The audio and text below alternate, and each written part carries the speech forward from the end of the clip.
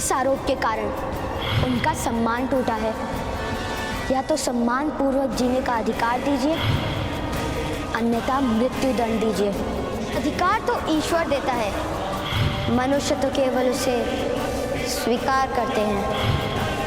कल्याण हो महामहिम।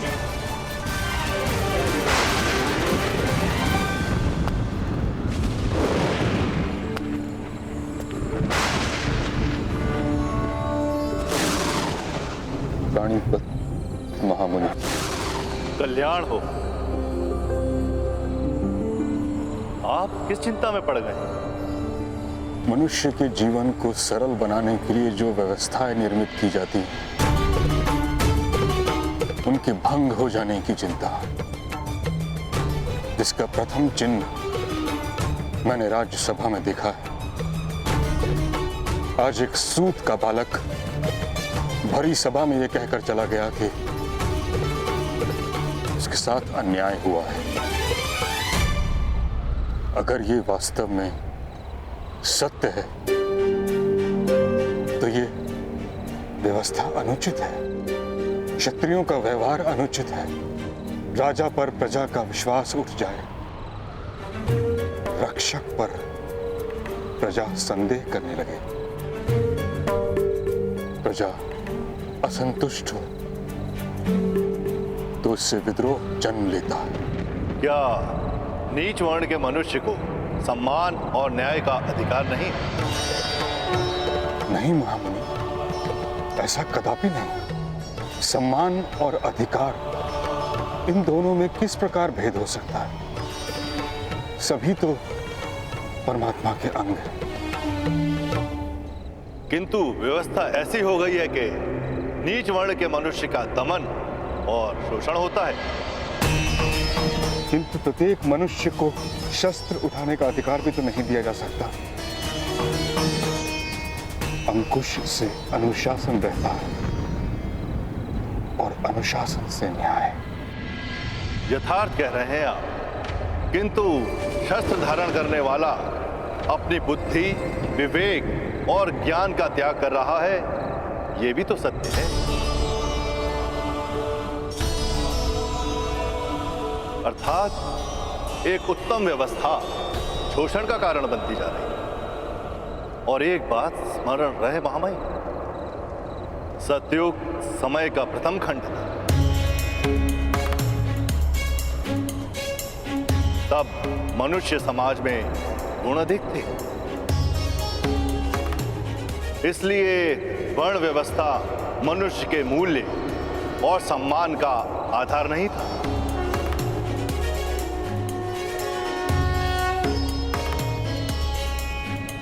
किंतु समय के साथ दुर्गुणों की वृद्धि होती है।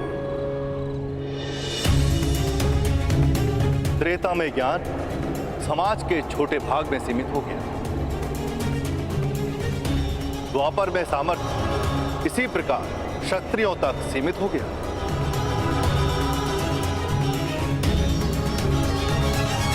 ज्ञान और सामर्थ्य पर सामान्य प्रजा का अधिकार चला गया।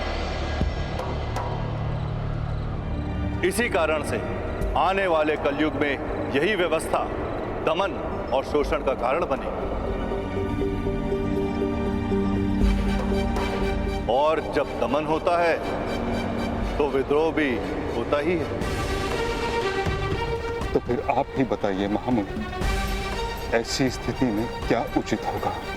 हम केवल अपने कर्तव्य मार्ग पर चलते हुए ईश्वर के अवतार की प्रतीक्षा कर सकते हैं। व्यवस्थाओं को शुद्ध करने का प्रयत्न भी कीजिए महामहिम। सिंहासन पर धर्म और सामर्थ्य एक हो, ऐसा प्रयत्न कीजिए। यथाशक्ति समाज को सुख देने का प्रयत्न करें। महामुनि प्रणिपात। कल्याण हो। ताक्षरी, भ्राता पांडु के यहां से समाचार आया है। सब कुशल तो है विदुर? संतान का जन्म सदैव कुशल ही होता है महामहिम। पांडु का दूसरा पुत्र जन्म ले चुका है। भीम।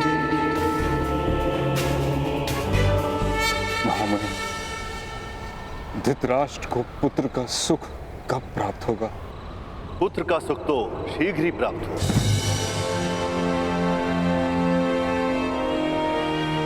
किंतु पुत्र से सुख प्राप्त होगा कि नहीं, ये प्रश्न है।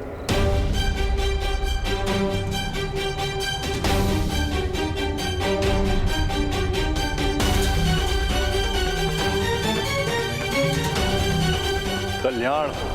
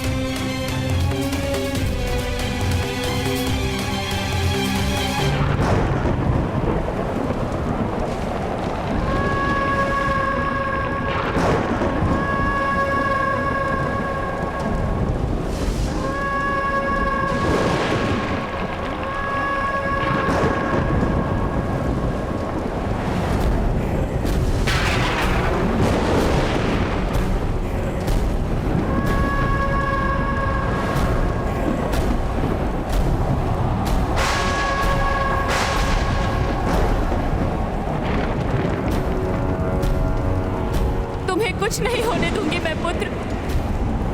तुम्हारा जन्म होगा।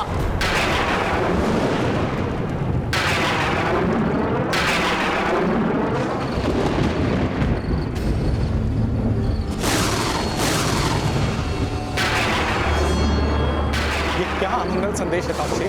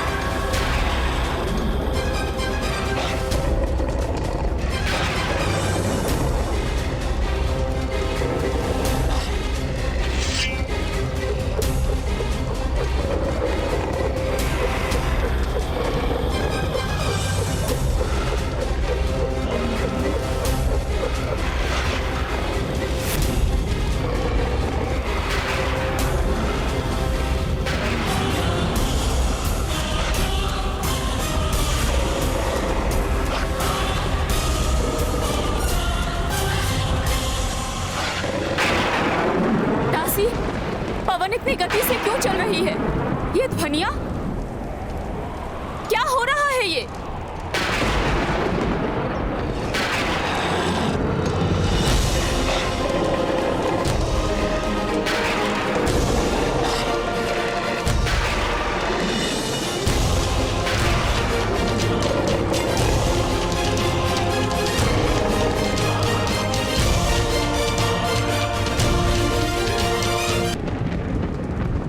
ये क्या हो रहा है ताक्षी?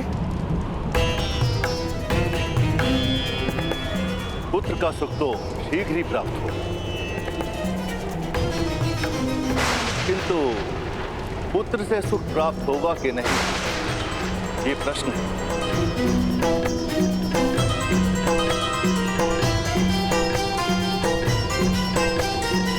पितुर, हमें शीघ्र ही गर्भगृह की ओर प्रस्थान करना होगा।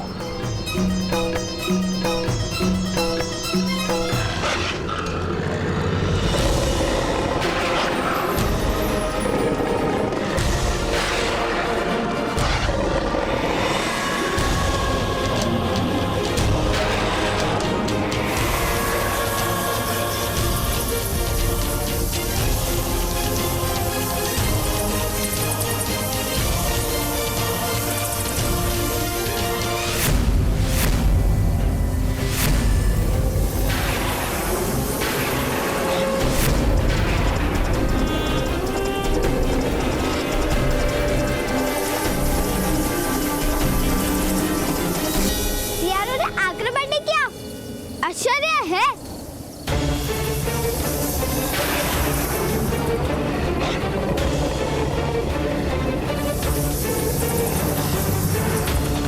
ये सारे प्राणी राजभवन की दिशा में जा रहे हैं। माता कह रही थी कि जब भी कोई अमंगल घटना घटती है तो उसका आभास प्राणियों को सबसे पहले हो जाता है। ऐसी क्या घटना हो सकती है राजभवन में?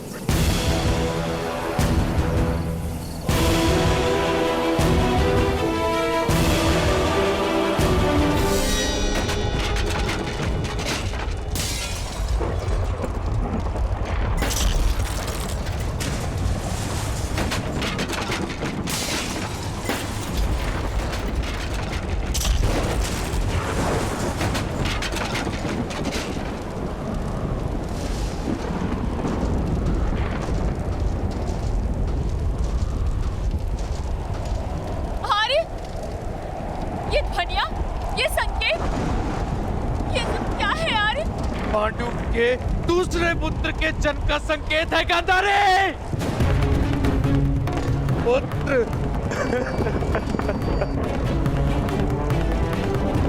अब भी तुम्हारा जन्म क्यों नहीं हो रहा?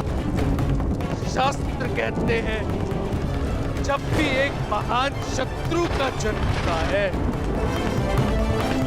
उसके साथ ही उसका वध करने वाला वो महान योद्धा भी जन्म लेता है। तुम्हारा शत्रु जन्म ले चुका है पुत्र।